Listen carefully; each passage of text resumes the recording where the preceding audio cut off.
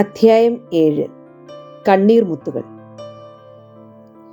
കോട്ടയം പട്ടണത്തിൽ എത്തിപ്പെട്ടതിനു ശേഷം വിശപ്പറിയാതെ ഞങ്ങൾ തിരുനക്കര മൈതാനത്തിന്റെ പുൽമെത്തയിൽ ബോധം കെട്ടുറങ്ങി. ഇത്തരം ഉറക്കങ്ങളിൽ ഞാൻ നല്ല സ്വപ്നങ്ങൾ കാണും. എന്നെ 5ാം ക്ലാസ്സിൽ പഠിപ്പിച്ച സെലിൻ ടീച്ചറെയാണ് തിരുനക്കര മൈതാനത്തിന്റെ പുൽപ്പരപ്പിൽ ചുരുണ്ടുകൂടി കിടന്ന് ഞാനെന്ന സ്വപ്നത്തിൽ കണ്ടത്. ഞാൻ സ്കൂളിൽ ചെല്ലാത്തത് എന്താണെന്ന് അന്വേഷിക്കാൻ വന്നതാണ് സെലിൻ മേൻഡം. ടീച്ചർമാരെ വെണ്ണിക്കുളം സ്കൂൾ കുട്ടികൾ മേൻഡം എന്നാണ് വിളിക്കുക. മാം, മേഡം എന്നതിൻ്റെയൊക്കെ പര്യായ പദമാവണം ഈ മേൻഡം വിളി. സ്വപ്നം ഇങ്ങനെയായിരുന്നു. വെളുക്കുന്നതിന് മുൻപുള്ള കുളിരിൽ കോട്ടയം തിരുനക്കര മൈതാനം മയങ്ങിക്കിടന്നു. അപ്പോഴാണ് ആകാശം തുറക്കപ്പെട്ടത്. ഒരു സംഘം മാലാഖമാരെയും വഹിച്ചുകൊണ്ട് കൺനിറയെ വെള്ള മേഘങ്ങൾ ഭൂമിയിലേക്ക് ഒഴുകിയിറങ്ങി വരികയാണ്. ഏറ്റവും മുന്നിലുള്ള മാലാഖയായിരുന്നു ഞങ്ങളുടെ സുന്ദരി ടീച്ചർ സെലിൻ മേൻഡം. മാലാഖമാർക്കൊപ്പം സ്വർഗം തിരുനക്കര മൈതാനത്തേക്ക് ചാഞ്ഞിറങ്ങി വരുന്നത് ഞാൻ കണ്ടു. വെള്ള അരപ്പട്ട കെട്ടിയ ഗൗണിൽ സെലിൻ ടീച്ചർ മാലാഖയേക്കാൾ സുന്ദരിയായിരുന്നു. മേൻഡത്തിന്റെ ഒരു കയ്യിൽ ആരെയും തല്ലാത്ത ഒരു പുതിയ ചൂരൽ വടിയും മറ്റേ കയ്യിൽ ഒരു കുഞ്ഞു പുസ്തകവും ഉണ്ടായിരുന്നു. ടീച്ചറിന് മാലാഖമാർക്കുള്ള ചിറകുകൾ ഉണ്ടെന്ന് എങ്ങി നോക്കി ഞാൻ ഉറപ്പുവരുത്തി. തോളിന് മുകളിലേക്കുള്ള ചിറകുകളുടെ ഭാഗങ്ങൾ മാത്രമാണ് എനിക്ക് കാണാൻ പറ്റുന്നുള്ളൂ. അകലെ അനേകം മാലാഖ കുഞ്ഞുങ്ങൾ കുഞ്ഞു കുഞ്ഞു നക്ഷത്രങ്ങൾ പോലെ മേഘങ്ങളിൽ ഒഴുകി നീങ്ങുന്നുണ്ടായിരുന്നു. വളരെ ചെറിയ ശബ്ദത്തിൽ അവർ സ്വർഗീയ ഗാനങ്ങളുടെ പശ്ചാത്തല സംഗീതം ഒരുക്കുന്നുണ്ടായിരുന്നു. കോട്ടയം തിരുനക്കര മൈതാനം സ്വർഗത്തിന്റെ അരികിലേക്ക് വലിച്ചു നീക്കപ്പെട്ടതുപോലെ തോന്നി. ഞാൻ അങ്ങനെ സ്വർഗത്തിന്റെ ഒരു ഓരത്താണ് ഇപ്പോൾ കിടന്നുറങ്ങുന്നതെന്ന് എനിക്ക് മനസ്സിലായി. ടീച്ചർ ചൂരൽ കൊണ്ട് എന്നെ മെല്ലെ തലോടി വിളിച്ചു. തോമസ്. വളരെ അകലെ മുഴങ്ങിയ ഒരു പള്ളിമണി പോലെ സൗമ്യമായിരുന്നു ആ ശബ്ദം. ഞാൻ കുതറിപ്പിടഞ്ഞെഴുന്നേറ്റ് ഞങ്ങളുടെ മാലാഖ ടീച്ചറിനെ മിഴിച്ചു നോക്കി. നീ എന്താ സ്കൂളിൽ വരാത്തത്? മാലാഖയ്ക്ക് ടീച്ചറിന്റെ ശബ്ദമായിരുന്നു. എനിക്ക് ഉത്തരം മുട്ടി. ഒരു 100 കാരണങ്ങൾ ഉണ്ടായിരുന്നിട്ടും വരണ്ടുണങ്ങിപ്പോയ തൊണ്ടയിൽ നിന്നും ഒന്നും വെളിയിൽ വന്നില്ല. നീയല്ലേ പറഞ്ഞത് പഠിച്ചു വലിയ ആളാവണം, അതാണ് എൻ്റെ അമ്മയുടെ ആഗ്രഹമെന്നൊക്കെ? ഞാൻ മേൻഡത്തിന് നേരെ കൈകൾ കൂപ്പി ക്ഷമ ചോദിക്കും പോലെ. 1000 കാരണങ്ങൾ പറയാൻ ഞാൻ ബന്ധപ്പെട്ടു. ഞാൻ തന്നെ പുസ്തകം കൊണ്ടുവന്നിട്ടുണ്ട്, കണ്ണീർ മുത്തുകൾ. ഇനി ഞാനിത് വലിച്ചെറിയില്ല കേട്ടോ. മേൻഡം എൻ്റെ കൂപ്പ് കൈകളിലേക്ക് ഞങ്ങളുടെ മലയാളം സെക്കൻഡ് നീട്ടിത്തന്നു. നീ വരില്ലേ സ്കൂളിലേക്ക്? മേൻഡം വീണ്ടും ചോദിച്ചു. ഞാൻ വരും മേൻഡം, ഞാൻ ധൃതി പിടിച്ചു പറഞ്ഞു. ഞാൻ വരും, എനിക്ക് ഇനിയും പഠിക്കണം. സംസാരശേഷി തിരിച്ചു കിട്ടിയ ആശ്വാസത്തിൽ ഒരു നിമിഷം കീഴ്പോട്ട് നോക്കിയിട്ട് ഞാൻ എന്നോട് തന്നെ പറഞ്ഞു, എനിക്ക് ഇനിയും പഠിക്കണം. പെട്ടെന്നാണ് സ്വർഗീയ ഗാനങ്ങൾ നിലച്ചത്. ഞാൻ സ്വപ്നത്തിൽ നിന്ന് ഞെട്ടിപ്പിടഞ്ഞെഴുന്നേറ്റ് പുൽപ്പരപ്പിൽ കുത്തിയിരുന്നു. വന്യമായ നിശബ്ദതയിൽ തിരുനക്കര മൈതാനം ഇരുണ്ടു കിടക്കുകയായിരുന്നു. അപ്പോഴും ഞാൻ ബന്ധപ്പെട്ട് 4 പാടും നോക്കി. സർവം ശൂന്യം. എനിക്കൊരു തളർച്ച അനുഭവപ്പെട്ടു. സെലിൻ ടീച്ചറും മാലാഖമാരും വെള്ളമേഘങ്ങളും സ്വർഗീയ ഗാനാലാപനങ്ങളും നിമിഷ നേരം കൊണ്ട് മാഞ്ഞുപോയി. അവർ അവശേഷിപ്പിച്ചു പോയ മഞ്ഞുകണങ്ങൾ പരപരാ വെളുക്കാൻ തുടങ്ങിയ മൈതാനപ്പരപ്പിലെ പുൽത്തകിടികളിൽ തങ്ങി നിന്നു. ഞാൻ വീണ്ടും സ്വർഗത്തിന്റെ ഓരത്തു നിന്നും ദാരിദ്ര്യവും പട്ടിണിയും ദുരിതങ്ങളും നിറഞ്ഞ ഭൂമിയിലേക്ക് കൂപ്പുകുത്തി വീണു. എനിക്ക് ശരിക്കും കരച്ചിൽ വന്നു. അയ്യോ, നിനക്കിതെന്നാ പറ്റി? കാൽമുട്ടുകളിൽ മുഖം പൂഴ്ത്തി തേങ്ങുന്ന എന്നെ കുലുക്കി വിളിച്ചുകൊണ്ട് ഹമീദ് ആശ്ചര്യപ്പെട്ടു. ഒന്നുമില്ലടാ, ഒരു സ്വപ്നം. സ്വപ്നമോ? അതും വെളുപ്പാങ്കാലത്ത്? നിന്റെ അമ്മ പറഞ്ഞ പോലെ അത് ഫലിക്കൂലോ? ഞാൻ വെറുതെ ആശയോടെ അവനെ നോക്കി. വലിച്ചാ മതിയായിരുന്നു. അപ്പോൾ നല്ല സ്വപ്നമായിരുന്നുല്ലേ? ഞാൻ കണ്ട സ്വപ്നം ഹമീദിനോട് ചെറുതായി വിവരിച്ചു. അവൻ നിസ്സഹായതയോടെ എന്നെ നോക്കി. ടീച്ചർ കൊണ്ടുവന്ന കണ്ണീർ മുത്തുകൾ എന്തായിരുന്നു? കഥയായിരുന്നു. അത് എന്റെയും നിന്റെയും കഥയായിരുന്നു. ഞങ്ങളുടെ 5ാം ക്ലാസ്സിലെ മലയാളം സെക്കൻഡ്. ഹമീദ് ജിജ്ഞാസയോടെ എന്നെ നോക്കി. അവന് ആ കഥ അറിയാൻ ആകാംക്ഷയുണ്ടെന്ന് തോന്നി. കണ്ണീർ മുത്തുകളിലെ നായകൻ കൃഷ്ണൻകുട്ടിക്ക് നമ്മുടെ പ്രായമേ ഉള്ളൂ. വീട്ടിൽ ഒത്തിരി പ്രശ്നങ്ങൾ, പട്ടിണി. അവൻ നമ്മളല്ലാതെ പിന്നെ ആരാ? ഹമീദ് ശബ്ദമില്ലാതെ ചിരിച്ചു. അവന്റെ കഥ പിന്നെ പറഞ്ഞു തരാം. ഇന്നു മുതൽ നമ്മൾ കൃഷ്ണൻകുട്ടിയെക്കാളും പ്രശ്നത്തിലാ. മുന്നോട്ട് ഇനി എന്ത്, എങ്ങനെ, അതൊക്കെ ആലോചിക്കണ്ടേ? ഹമീദിന്റെ മുഖത്തു വന്ന ചിരി മാഞ്ഞു. കിഴക്ക് റോഡിനൊത്ത നടുവിൽ ഒന്നും മിണ്ടാനാവാതെ വർഷങ്ങളായി ഊമനായി പോയ മഹാത്മാഗാന്ധിയുടെ പ്രതിമ. അതിനപ്പുറത്തെ മാങ്കൂട്ടങ്ങളുടെ ചില്ലകൾക്കിടയിലൂടെ ഉദയസൂര്യൻ തന്റെ ഇളം രശ്മികൾ ഭൂമിയിലേക്ക് എറിഞ്ഞ് എത്തി നോക്കിയതും തിരുനക്കര മൈതാനം അണിഞ്ഞിരുന്ന ഇരുട്ടിന്റെ പുതപ്പ് നീങ്ങിമാറി. പച്ച പുല്ലുകളിലെ മഞ്ഞുകണങ്ങൾ ആയുസൊടുങ്ങിത്തീരുകയും ചെയ്തു. ഇനി എന്ത്, എങ്ങനെ? പ്രതിസന്ധിയിലായിപ്പോയ ചിന്തകളുമായി ഞങ്ങൾ മരച്ചില്ലകൾക്ക് താഴെ വീണ്ടും മലർന്നു കിടന്നു.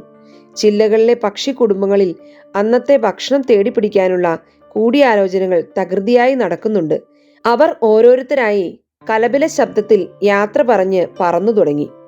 ഒരു നേരത്തെ ആഹാരം ഞങ്ങൾക്ക് മുന്നിൽ വെല്ലുവിളി ഉയർത്തുമ്പോൾ പക്ഷിക്കൂട്ടങ്ങൾ ഒരു ടെൻഷനുമില്ലാതെ കളിച്ച് ചിരിച്ച്. എന്റെ കണ്ണുകൾ വീണ്ടും ഒരു മയക്കത്തിലേക്ക് മെല്ലെ അടഞ്ഞു. മരച്ചില്ലകളിലെ പക്ഷിക്കൂട്ടങ്ങളുടെ കലപില ശബ്ദങ്ങൾ വെണ്ണിക്കുളം സ്കൂളിലെ 5E-യിലെ 38 കുട്ടികളുടെ ശബ്ദങ്ങളിലേക്ക് ചേക്കേറി. നീല സാരിയിൽ സെലിൻ ടീച്ചർ ക്ലാസ്സിലേക്ക് ഒഴുകി വരുമ്പോൾ ഞാൻ കണ്ണീർ മുത്തുകൾ തിടുക്കത്തോടെ വായിക്കുകയായിരുന്നു. കുളക്കടവിൽ ഒരു സ്ത്രീ കുളിക്കാനായി വസ്ത്രങ്ങൾ അഴിച്ചു വെക്കുകയാണ്. തന്റെ സ്വർണമാല കൂടി വസ്ത്രങ്ങൾക്കിടയിൽ തിരുകിയ അവർ കുളത്തിലേക്ക് ഇറങ്ങുന്നത് കണ്ട് കൃഷ്ണൻകുട്ടിയുടെ നെഞ്ചിടിച്ചു. ഓ തോമസ്, ഇന്ന് വലിയ വായനയിലാണല്ലോ. ഏതാ പുസ്തകം, നോക്കട്ടെ? സെലിൻ ടീച്ചർ മുന്നിൽ വന്നു നിൽക്കണു. ഞാൻ പെട്ടെന്ന് പുസ്തകം അടച്ചു. എന്നാൽ ചൂണ്ടുവിരൽ വായിക്കുന്ന പേജുകൾക്കിടയിൽ തിരികെ അടയാളം വെക്കാൻ മറന്നില്ല. ടീച്ചർ മലയാളമാണ് പഠിപ്പിക്കുന്നത്. കുറച്ചു ദിവസമായിട്ട് ഇംഗ്ലീഷ് ടീച്ചർ ലീവ് ആയതിനാൽ ഇപ്പോൾ ഇംഗ്ലീഷും പഠിപ്പിക്കുന്നു. മേഡം പുസ്തകം പിടിച്ചു വാങ്ങിയേക്കുമെന്ന ഭയന്ന ഞാൻ, മലയാളം സെക്കൻഡാണ് മേഡം, പഠിക്കാനുള്ളതാ. Okay, good. ഇപ്പോൾ അടച്ചു വെക്കുക കേട്ടോ, ടീച്ചർ വാത്സല്യത്തോടെ പറഞ്ഞിട്ട് എല്ലാവരോടുമായി പറഞ്ഞു. നമ്മൾ ഇന്നലത്തെ ബാക്കി ഇംഗ്ലീഷ് ഗ്രാമർ പഠിക്കുന്നു. Let us start. കുട്ടികൾ ഇംഗ്ലീഷ് പഠിക്കാൻ അറ്റൻഷനായി. ഇംഗ്ലീഷ് പഠിക്കാൻ ഇഷ്ടമാണ്, എന്നാൽ ഗ്രാമർ അത് തലേ കയറില്ല. ഞാൻ മലയാളം സെക്കൻഡ് ഡെസ്കിൽ നിന്നും വിരലടയാളം പോകാതെ മെല്ലെ എടുത്ത് മടിയിൽ വെച്ചു. കൃഷ്ണൻകുട്ടി അരുതാത്തത് പ്രവർത്തിക്കുമോ? അല്ലെങ്കിൽ അവന്റെ നെഞ്ചിടിച്ചത് എന്തിനാണ്? അവന്റെ അവസ്ഥ മഹാകഷ്ടമാണ്. അവന്റെ ചെറ്റക്കുടിൽ നിന്നും രക്ഷപ്പെടാൻ ഇനി നാടുവിട്ടു പോകൽ മാത്രമാണ് അവന്റെ മുന്നിലുള്ള മാർഗം എന്നുവെച്ച് കൃഷ്ണൻകുട്ടി നെഞ്ചിടിപ്പോടെ ആദ്യ മോഷണത്തിന് തയ്യാറെടുക്കുകയാണ്. ആ സ്ത്രീ കുളത്തിൽ മുങ്ങുന്ന സമയം അവൻ കുറ്റിക്കാട്ടിൽ ഒളിച്ചിരുന്ന് കണക്കുകൂട്ടി. അവർ കുളത്തിലേക്ക് ഇറങ്ങാൻ തുടങ്ങി. തോമസ്! സെലിൻ മേഡത്തിന്റെ പതിവില്ലാത്ത കനത്ത ശബ്ദം എന്നെ കുളക്കടവിൽ നിന്നും വലിച്ചു മാറ്റി. Snake killed by Rama. ഏതു വോയിസാണ്? തോമസ് പറയൂ. ഞാൻ വാ പൊളിച്ചു.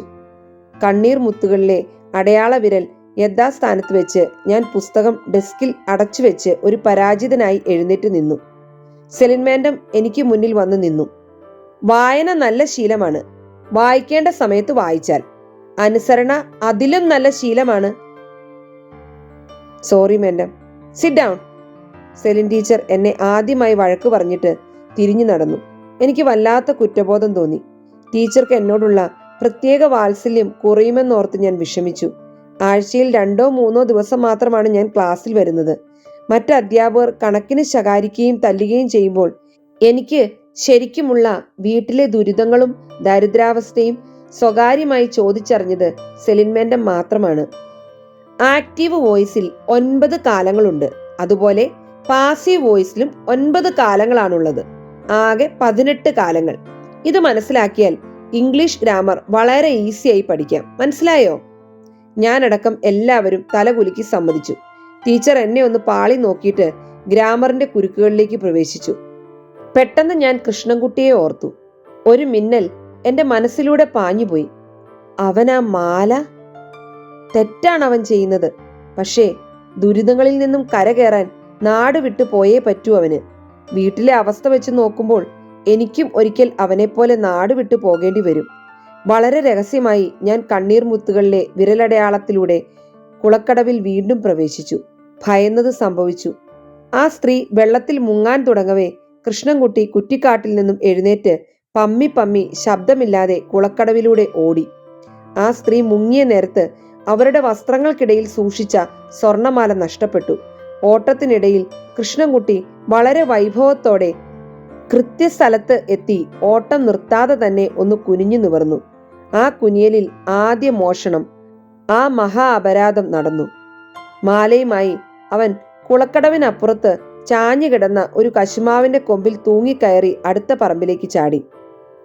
പെട്ടെന്നാണ് വായിച്ചുകൊണ്ടിരുന്ന കണ്ണീർ മുത്തുകൾ എനിക്ക് നഷ്ടപ്പെട്ടത്.